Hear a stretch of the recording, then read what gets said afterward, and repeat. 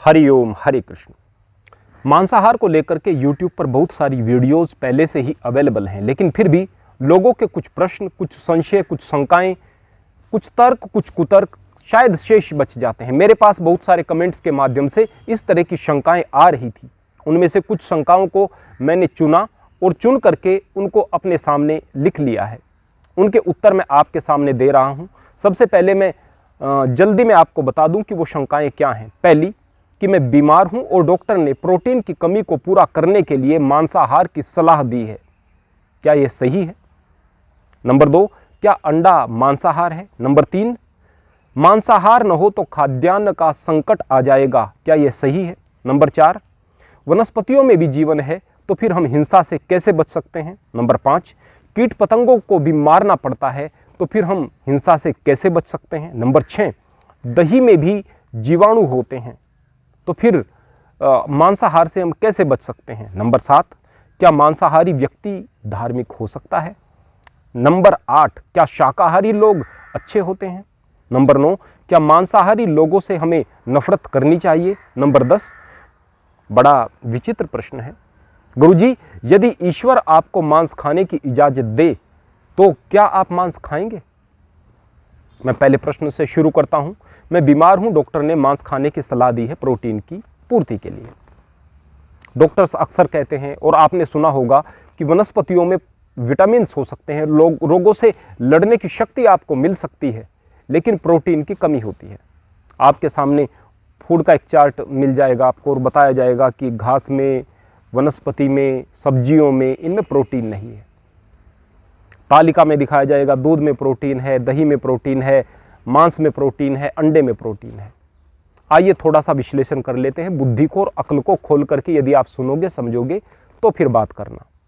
मूर्खों के सामने कुछ भी तर्क दे, समझ में नहीं आएगा। पहले आप थोड़ा समझ करके देखो। पहले आप इस बात के बारे में जरा सोचो कि आप मांस किन जानवरों का खाते हैं। बिल्ली का मांस खाते हैं, मांसाहारी है, प्रोटीन जमा किए हुए होंगे शरीर में उसने। शेर का मांस खाते हैं आप, मांसाहारी है, जानवरों को खाकर शरीर में प्रोटीन जमा कर लिए होंगे। कुत्ते का मांस खाते हैं, भेड़िए का खाते हैं? नहीं खाते।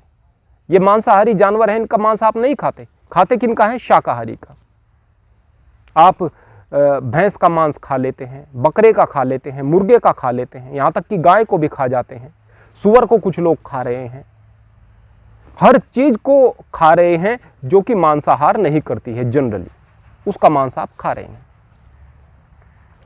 जो शाकाहारी हैं उनसे प्रोटीन प्राप्त करने के लिए आप मांसाहार कर रहे हैं, उनके मांस में प्रोटीन कहां से आया भाई? शाक सब्जी में तो आपके हिसाब से और आपके डॉक्टर्स के हिसाब से प्रोटीन होते नहीं है।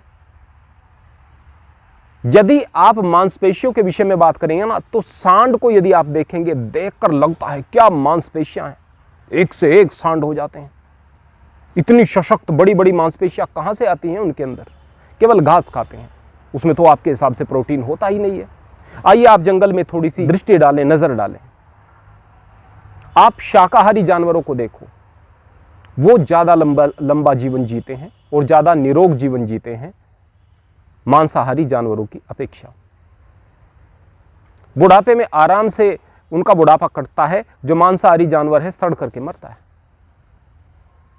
इसके अलावा यदि आप उनके साइज को देखेंगे तो शाकाहारी जानवर, बड़े जानवर, और मांसाहारी जानवर जो बड़े जानवर हैं उनकी तुलना करें।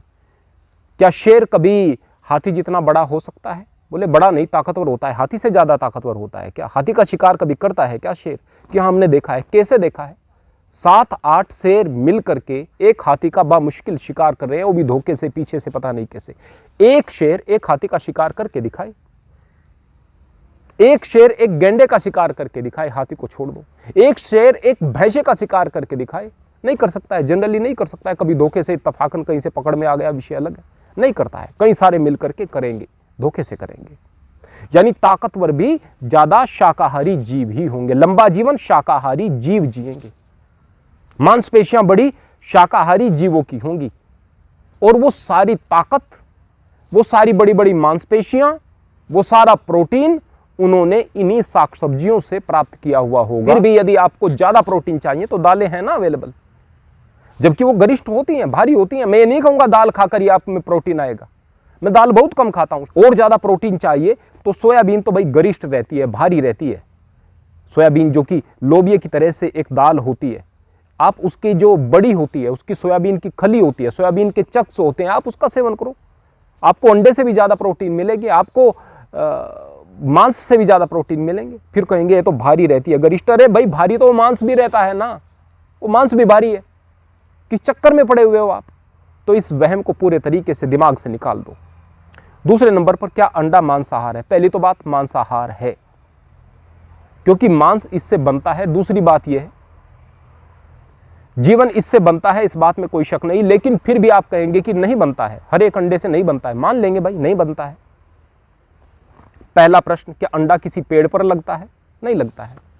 क्या अंडा किसी ऐसे स्थान से निकलता है जो कि ठीक है, जिस तरह से स्तनपान करते हैं, स्तन से दूध आता है, क्या वह स्तन इत्यादि से निकलता है? नहीं, मलमूत्र इत्यादि त्याग करने वाले एक जीव के स्थान से निकल रहा है। आप इंसान होकर के उसका सेवन कर रहे हैं, कह रहे हैं कि यह मांसाहार नहीं है। प्रथमतः आपको समझना चाहिए कि स्वाभाविक तौर पर एक मुर्गी एक सप्ताह में एक अंडा बामुश्किल देगी, 15 दिन में अंडा देगी। लेकिन उनको प्रतिदिन एक अंडा देने के लिए जबरदस्ती तैयार किया जाता है, बड़ा पेनफुल प्रोसेस उनके साथ में होता है। वह दर्द की भावनाएं, वो सारी की सारी चीज़ें सूक्ष्म रूप में आपके अंदर आती हैं, कहीं ना कहीं आती हैं। आप किसी पोल्ट्री फार्म में जाकर के देखिएगा किस तरह से व्यवहार होता है उन जीवों के साथ में, किस तरह की निर्दयता होती है, आप समझ सकते हैं। उसके पश्चात अगर मान लिया जाए कि मांसाहार भी नहीं है, मान लिया जाए कि उसके पीछे कोई दर्द नहीं है, मान लिया जाए उसके पीछे कोई तकलीफ नहीं है, तो भाई आप विष्टा खाएंगे क्या, लेट्रिन खाएंगे क्या? उसमें भी कोई पाप नहीं है। बोले कि नहीं, गंदी चीज है। क्यों? गंदे मार्ग से निकली है, वेस्ट है। आपने खा करके देखा है? आपने यदि कोई कहे कि इस लेट्रिन को खाने से प्रोटीन मिल जाएंगे, खाएंगे क्या?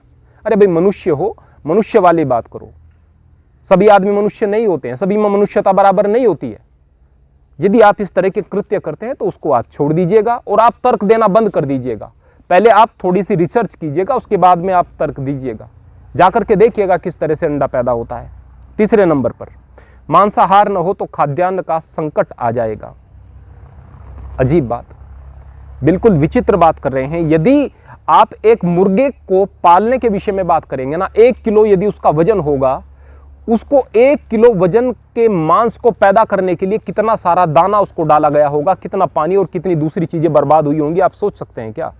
एक बार कैलकुलेशन करके देखिएगा। मैं यहां पर बताऊं तो बहुत, अगर आप दूसरे जानवरों के विषय में बात करेंगे, उनको पालने में जितना खर्च हो रहा है ना, जितना अनाज खर्च हो रहा है, जितना पानी खर्च हो रहा है, उससे तो ज्यादा पेट भर सकते थे आप अपना, और जीव हत्या से भी बच सकते थे।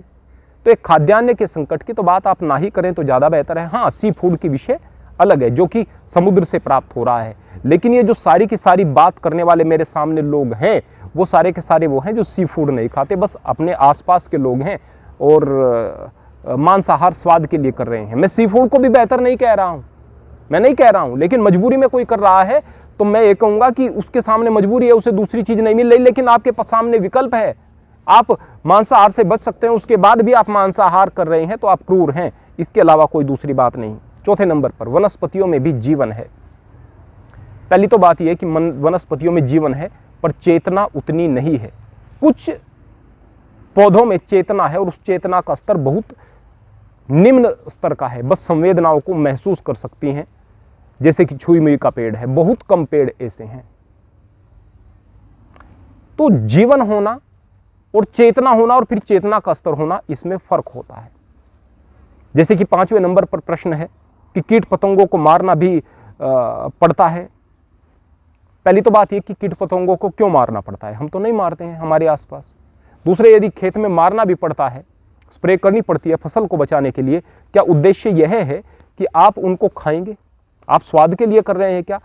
आप अपने कर्तव्य के पथ पर आने वाली चीजों को हटा रहे हैं। इसको आप आत्मरक्षा या कर्तव्य पथ पर आगे बढ़ना कहेंगे, इसको आप मांसाहार नहीं कह सकते। एक बात।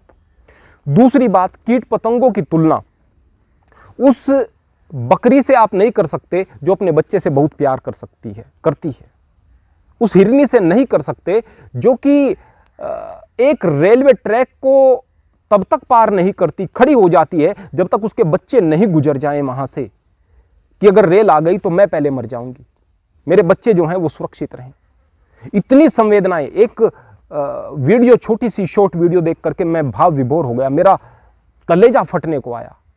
सामने एक भेड़ को लेकर के जा रहे हैं, पीछे पीछे उसका बच्चा रेंकता हुआ जा रहा है, उसके पीछे हुए रोता हुआ जा रहा है, चिल्लाता हुआ जा रहा है, उसको मार करके गाड़ी के पीछे बांध करके लेकर जा रहे हैं। लिखने वाले ने लिखा है कि तुम्हारे लिए मांस हो सकता है, मेरे लिए मां है।